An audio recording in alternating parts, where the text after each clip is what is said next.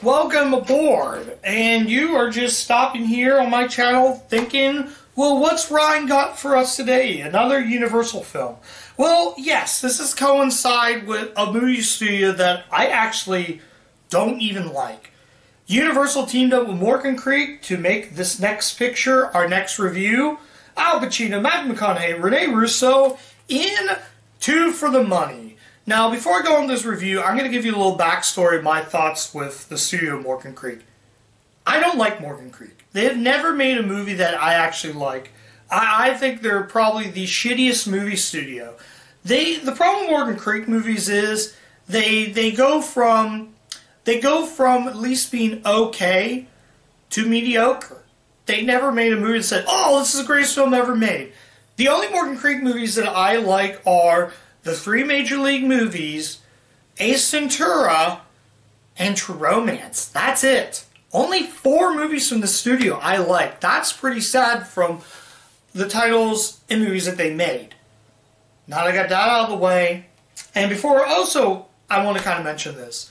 For some reason, this DVD is very strange because it starts out with the Universal logo, then we get Morgan Creek logo with DVD on the bottom. They did that a lot they did it with the 2-disc edition of True Romance. And that was another one that had that. My Ace Ventura bonus disc of the cartoon did that. Yeah, so very strange that it is. No previews on here, but when you start the movie, it shows the Universal logo again in 235x1. Then it showed Morgan Creek logo and the start of the film. Now that I got that out of the way, what do I think of Two for the Money? It's okay. Out of all the movies I watch that were made by Morgan Creek, this falls into the okay category. I'm not sure if I'm going to keep this movie.